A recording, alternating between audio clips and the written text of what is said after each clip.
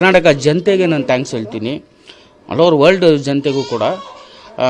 ಆಮೇಲೆ ಹಂಗೆ big boss ಟೀಮ್ಗೆ ಪ್ಲಸ್ ಕಲರ್ಸ್ ಕನ್ನಡಕ್ಕೆ ಥ್ಯಾಂಕ್ಸ್ ಹೇಳ್ತೀನಿ. ಸೊ 3 ವಾರ ನಾನು ಕೋಪ ತಡೆದಿಟ್ಕೊಂಡೆ. ನನ್ನ ಅಭಿಮಾನಿಗಳು ಪ್ರೀತಿಸೋರು ಅಂದ್ಕೊಂಡಿರ್ತಾರೆ, ಬೈತಿದ್ದೆ, ಅದು ಬೇರೆ ವಿಷಯ. ಬಟ್ ತುಂಬ ಕೋಪ ತಡ್ಕೊಂಡೆ. ಎಷ್ಟು ಲಿಮಿಟ್ ಇದೆಯೋ ಅಷ್ಟು ಲಿಮಿಟು. ಯಾಕಂದ್ರೆ ನಮ್ಮ ತಂದೆಗೆ ಮಾತು ಕೊಟ್ಟಿದ್ದೆ ನಾನು ಯಾವತ್ತೂ ಕೈ ಮಾಡಲ್ಲ ಅಂತ. ಬಟ್ ಓವರ್ ದಿ ಲಿಮಿಟ್ ಹೋದ್ಮೇಲೆ ನಾವು ಮಾನ ಮರ್ಯಾದೆ ಅಂತ ಬದುಕಿರೋದು. ನಮ್ಮ ಇಡೀ ಹಿಸ್ಟ್ರಿ ಬೇಕಾದ್ರೆ ಯಾರೇ ತೆಗೆದ್ರು ನಾವು ಮಾನ ಮರ್ಯಾದೆಗೋಸ್ಕರ ಪ್ರಾಣ ಕೊಡೋಕ್ಕೂ ರೆಡಿ. ಎಷ್ಟೋ ಜನ ಎದುರಾಕೊಂಡಿದ್ದೀನಿ, ಅದು ಒಳ್ಳೆಯ ವಿಷಯಕ್ಕೆ, ಕೆಟ್ಟ ವಿಷಯಕ್ಕಲ್ಲ. ಎಷ್ಟೋ ಜನ ನಾನು ಸಾಯಿಸ್ಬೋದು, ನಾನು ಎಲ್ಲರಿಗೂ ನಾನು ನಿಮ್ಮ ಕೈ ಕಾಲು ಮುರಿತೀನಿ, ಸಾಯಿಸ್ತೀನಿ ಅಂತೀನಿ. ಅರ್ಥ ಆಯ್ತು. ನಾಳೆ ನಾನೇನಾಗ್ಬೋದು ನನಗೆ ಗೊತ್ತಿಲ್ಲ ಅದು. ಸೊ ಅಲ್ಲಿದ್ದಾಗ ನನಗೇನು ಅನಿಸ್ತು ಅಂದರೆ ಎಲ್ಲ ಆರ್ಟಿಫಿಷಿಯಲು. ಅಲ್ಲಿ ಏನೋ ಒಂದು ಬಿಗ್ ಬಾಸಲ್ಲಿ ಬರುತ್ತೆ, ಮುಖವಾಡ ಮೇಕಪ್ ತೆಗೆದು ಬನ್ನಿ ಅಂತ. ಬಟ್ ಎಲ್ಲರೂ ಮೇಕಪ್ ಹಾಕ್ಕೊಂಡೇ ಆ್ಯಕ್ಟ್ ಮಾಡ್ತಿದ್ರು. ಆಮೇಲೆ ಎಲ್ಲೋ ಒಂದು ಕಡೆ ನನಗನ್ನಿಸ್ತು, ಆಮೇಲೆ ಊಟದ ವಿಷಯ ನಿಮಗೂ ಗೊತ್ತಿರುತ್ತೆ. ಈಗ ಇಡೀ ಜಗತ್ತು ನೋಡಿ ಚೀತು ಅಂತಾರೆ ಅಲ್ವಾ, ಲೆಕ್ಕ ಹಾಕೋದು. ಸ್ಟಾರ್ಟಿಂಗ್ ಹೋದಾಗ ನನಗೆ ಗೊತ್ತಿಲ್ಲ, ನಾನು ಟೀ ಆರ್ಡರ್ ಮಾಡ್ತಿದ್ದೆ ಅಂತ ಅನ್ನೋದಕ್ಕೆ ರಿಕ್ವೆಸ್ಟ್ ಮಾಡ್ತಿದ್ದೆ, ನಮ್ಮ ಟೀ ಮಾಡ್ಕೊಡ್ತೀವಿ. ನನಗೆ ಜಾಸ್ತಿ ಟೀ ಕೊಡೋದು ಅಭ್ಯಾಸ. ಆಮೇಲೆ ರಾತ್ರಿ 90 ಹೊಡೆದ ಅಭ್ಯಾಸ. 90 ಇಲ್ಲ, ಟೀ ಆದರೂ ಕಾಂಪ್ರಮೈಸ್ ಇದು ಮಾಡೋಣ ಟೀ ಕುಡಿತಿದ್ದೆ. ಸೊ ಅದನ್ನು ಲೆಕ್ಕ ಹಾಕಿ ಚಪಾತಿ ತಿಂದೆ. ಇವೆಲ್ಲ ನನಗೆ ತುಂಬ ಇರಿಟೇಷನ್ಸ್ ಆಯಿತು. ನಾನು ಇವತ್ತು ಹೇಳ್ತೀನಿ, ನಾನು ಹೋಗಿದ್ದು ನಿಮಗೆ ಮೀಡಿಯಾ ಪ್ರೆಸ್ಗೆ, ಕರ್ನಾಟಕ ಜನತೆಗೆ ಯಾಕೆ ಅಂತ ಹೇಳ್ತೀನಿ ಕೇಳಿ. ಪ್ರತಿಯೊಂದು ಪೇಪರಲ್ಲಿ ಬಡ್ಬಿಟ್ಟು ಹುಚ್ಚ ವೆಂಕಟ್ ಬಿಗ್ ಬಾಸ್ಗೆ ಹೋಗ್ತಾ ಇದ್ದಾನೆ ಅಂತ. ಅವಾಗ ನಾನು ಏನು ಸೈನೇ ಮಾಡಿಲ್ಲ, ಅಗ್ರಿಮೆಂಟು, ಹೋಗೋದು ಕನ್ಫರ್ಮ್ ಆಗಿರಲಿಲ್ಲ. ಜನತೆ ಕೂಡ ಅಣ್ಣ ನೀವು ಹೋಗ್ತಾ ಇದ್ದೀರಾ, ನಮ್ಗೆ ಗೊತ್ತು ಬಿಡ, ನಾವು ಓಟ್ ಹಾಕ್ತೀವಿ ಎಲ್ಲ ಅಂದ್ಕೊಂಡೆ. ನನಗೋಸ್ಕರ ಬದುಕೋಬದಲು ಅವ್ರಿಗೋಸ್ಕರ ಬದುಕೋಣ. ನನ್ನ ಸ್ಟೈಲೇ ಅಲ್ಲ ಅದು. ನಾನು ಕಂಟೆಸ್ಟೆಂಟಾಗಿ ಹೋಗೋ ರೇಂಜು ನಂದಲ್ಲ ಅದು, ನನ್ನ ಸ್ಟೈಲೇ ಅದಲ್ಲ. ಬಟ್ ಎಲ್ಲೋ ಒಂದು ಕಡೆ ಜನರಿಗೋಸ್ಕರ ನಾನು ಹೋದೆ. ಬಟ್ ಖುಷಿ ಪಡ್ತೀನಿ ಇವತ್ತು. ನಾನು ಯಾವತ್ತೂ ನಮ್ಮ ತಂದೆ ತಾಯಿ ತಲೆ ಬಗ್ಸೋಂಥ ಕೆಲಸ ನಾನು ಮಾಡಿ ನೋಡಿದೆ. ನಾನು ಅಂದೆ ಮ್ಯಾನ್ ಹ್ಯಾಂಡ್ಲಿಂಗು. ಎಲ್ಲರೂ ಬಂದು ಅವನು ರವಿ ಅವನು ಬಂದು ಇಲ್ಲಿ ಮ್ಯಾನ್ ಹ್ಯಾಂಡ್ಲಿಂಗ್ ಇಲ್ಲ ಗೊತ್ತಾ ನಿನಗೆ ಅಂತೆಲ್ಲ ಮಾತಾಡ್ದೆ ಅವನು. ಹೌದು, ಮ್ಯಾನ್ ಹ್ಯಾಂಡ್ಲಿಂಗ್ ಇಲ್ಲ. ಬಟ್ ನಾನೊಂದು ಮ್ಯಾನ್ ಆಗಿ ನಾನು ಹ್ಯಾಂಡ್ಲ್ ಮಾಡಿಲ್ಲ ಅಂದರೆ ಹೆಂಗೆ? ಅರ್ಥ ಆಯ್ತಾ? ಆ ರೀತಿ ನಾನು ಮ್ಯಾನ್ ಹ್ಯಾಂಡ್ಲಿಂಗ್ ಮಾಡಿದೆ ನಾನು. ಅರ್ಥ ಆಯ್ತಾ? ಪ್ರತಿಯೊಂದು ನೀವು ನೋಡಿದ್ದೀರಾ. ನಾನು ಅದು ಇಲ್ಲ. ಆಮೇಲೆ ಬಿಗ್ ಬಾಸ್ಗೆ ತುಂಬ ಥ್ಯಾಂಕ್ಸು, ಕಲರ್ಸ್ ಟೀಮ್ಗೆ ಭಾಳ ಥ್ಯಾಂಕ್ಸು. ಯಾಕಂದರೆ ಬಿಗ್ ಬಾಸ್ ನಂಗೆ ಭಾಳ ಸಪೋರ್ಟ್ ಮಾಡಿದ್ರು.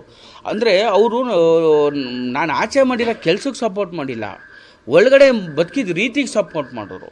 ಈಗ ನಿನ್ನೆ ನೀವು ನೋಡಿರ್ತಿರೋ ಇಲ್ಲೋ ಗೊತ್ತಿಲ್ಲ, ನಾನು ಎಲ್ಲ ಕೆಲಸ ಮಾಡಿದೆ. ಫ್ಲೋರ್ ತೊಳೆದೆ, ಫ್ಲೋರ್ ಉಜ್ಜಿದೆ, ಅದು ಪರ್ಕೆ ಗುಡಿಸ್ದೆ. ಅರ್ಥ ಆಯ್ತಾ? ಬಾತ್ರೂಮ್ ನಾನು ಕ್ಲೀನ್ ಮಾಡಲ್ಲ, ಅದು ಹೇಳ್ದೆ. ನಾನು ಯಾಕೆ ಬಾತ್ರೂಮ್ ಕ್ಲೀನ್ ಮಾಡಬೇಕು? ಇಲ್ಲಿಂದ ಹೋಗೋವಾಗೆ ಅವ್ರು ಏನಂದರು, ನೀವು ಹೆಂಗೆ ಬೇಕಾರೋ ಇರಿ ಅಲ್ಲಿ. ನಾನು ಅಂದೆ, ನನ್ನ ಬಗ್ಗೆ ಗೊತ್ತು ತಾನೇ ನಿಮಗೆ ಅಂದೆ, ಹೆಂಗೆ ಬೇಕೋ ಇರಿ, ನೀವು ಇಷ್ಟ ಬಂದಂಗೆ. ಬಟ್ ನಾನು ಏನು ಮಾಡಿದೆ, ಅವ್ರ ಜೊತೆ ಸೇರ್ಕೊಂಡು ನಾನು ಅಡುಗೆ ಪಾತ್ರೆ ತೊಳೆದು ಇವೆಲ್ಲ ಮಾಡ್ಕೊಂಡು ಬಂದೆ.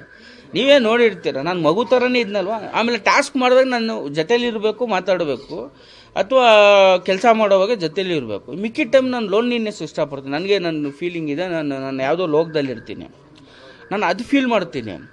ಅವರು ಜೊತೆ ಇದ್ದಾಗ ಏನಾಗ್ತಿತ್ತು, ಇರಿಟೇಟ್ ಆಗ್ತಿತ್ತು. ವಲ್ಗರ್ ವರ್ಡ್ಸು, ವಲ್ಗರ್ ಜೋಕ್ಸ್ ಅಂದಾಗ ನನಗೆ ಕೋಪ ಜಾಸ್ತಿ ಬರ್ತದೆ. ಅದು ಇಡೀ ಜಗತ್ತು ಗೊತ್ತು. ನಾನು ಯಾಕಂದ್ರೆ ವಲ್ಗರ್ ಅಂದರೆ ನನಗಾಗಲ್ಲ. ಅದರಲ್ಲೂ ಈ ಪೂಜಾ ಗಾಂಧಿ ಅವರು ಏನು ಮಾಡೋರು, ಸ್ವಿಮ್ಮಿಂಗ್ ಎಲ್ಲ ಹೆಣ್ಮಕ್ಳು ಮಾಡ್ತವ್ರೆ, ಗಂಡು ಮಕ್ಕಳೆಲ್ಲ ಆಚೆ ಅವ್ರೆ, ನಾನು ಒಳಗಡೆ ಇದ್ದೀನಿ, ಅದು ನೀವು ನೋಡಿರ್ತೀರ. ನನಗದು ಇಷ್ಟನೇ ಆಗಿಲ್ಲ. ನಾನು ಆ ಪೂಜಾ ಗಾಂಧಿ ಅವ್ರಿಗೆ ಅಂದೆ, ನಾನು ಅಲ್ಲ, ನೀವು ಹುಡುಗರು ನಾವು ಒಳಗಡೆ ಹೋಗಿ ನಾವು ಸ್ವಿಮ್ಮಿಂಗ್ ಮಾಡಬೇಕು ಅಂತ ಹೇಳಿಲ್ವ ಅಂದರೆ, ಹಂಗೆಲ್ಲ ಹೇಳಂಗಿದ್ರೆ ನಾನು ಆಶ್ರಮದಲ್ಲಿ ಇರಬೇಕಿತ್ತು, ನೀವು ಈ ಥರ ಎಲ್ಲ ಕಂಡೀಷನ್ ಹಾಕ್ಕೊಡ್ದು. ಅದು ಅರ್ಥ ಏನು? ಆಶ್ರಮದಲ್ಲಿ ಇರಬೇಕಿತ್ತು. ಹಾಗಂತ ಹೆಣ್ಮಗ ಗಂಡು ಮಕ್ಳಿಗೆಲ್ಲ ಕೆಟ್ಟದಾಗಿ ತೋರಿಸ್ಬೇಕು. ಕ್ಯಾಮ್ರಾ ಎಲ್ಲ ಇರುತ್ತೆ ಅಲ್ವಾ? ಅವರೇನು ಕೆಟ್ಟವರಲ್ಲ, ಯಾರೂ ಇಲ್ಲ, ಎಲ್ಲ ಆಫ್ ಮಾಡ್ತಾರೆ. ಹುಚ್ಚ ವೆಂಕಟ್ ಇದ್ದೇನೆ ಅಂದರೆ ಯಾರು ಒಂದು ಫ್ರೇಮ್ ಕೂಡ ಅದನ್ನು ತೋರಿಸಲ್ಲ, ಅದು ಅವ್ರಿಗೆ ಗೊತ್ತು. ಅರ್ಥ ಆಯ್ತಾ? ಸೊ ಇದು ಓಕೆ. ದೀಪಾವಳಿ ಹಬ್ಬದ ದಿನ ನೇಹ ಅವ್ರು ನಿಮ್ಮ ಕಾಲಿಗೆ ನಮಸ್ಕಾರ ತಗೊಂಡ್ರು, ಅಣ್ಣ ಅಂತ. ಕೆಲವರು ಅಣ್ಣ ಅಂತ ನಿಮ್ಮನ್ನು ಕರೀತಿದ್ದು, ಅದೆಲ್ಲ ಹೇಗೆ ಅನ್ನಿಸ್ತಿತ್ತು ನಿಮಗೆ? ನೋಡಮ್ಮ, ನನಗೆ ಅಣ್ಣ ಅನ್ನೋದು ಮುಖ್ಯ ಅಲ್ಲ, ನನ್ನ ಪ್ರಿನ್ಸಿಪಲ್ಸ್ ಫಾಲೋ ಮಾಡೋದು ಮುಖ್ಯ. ನೀವು ನನಗೆ ಅಣ್ಣನೂ ಅನ್ಬೇಡಿ, ಕಾಲ್ಗೂ ಬೀಳ್ಬೇಡಿ, ನಾನು ಮಾತಾಡಿಸ್ಲೇಬೇಡಿ, ನನ್ನ ಪ್ರಿನ್ಸಿಪಲ್ಸ್ನ ಫಾಲೋ ಮಾಡಿ. ಒಳ್ಳೇದು ಹೇಳ್ತೀನಲ್ಲ, ಒಳ್ಳೇದು ತೊಗೊಳ್ಳಿ. ಕೆಟ್ಟದ್ದು ಹೇಳಂಗಿದ್ರೆ ತೊಗೊಂಡ್ಬಿಡ್ದಲ್ವಾ ಅಲ್ವಾ?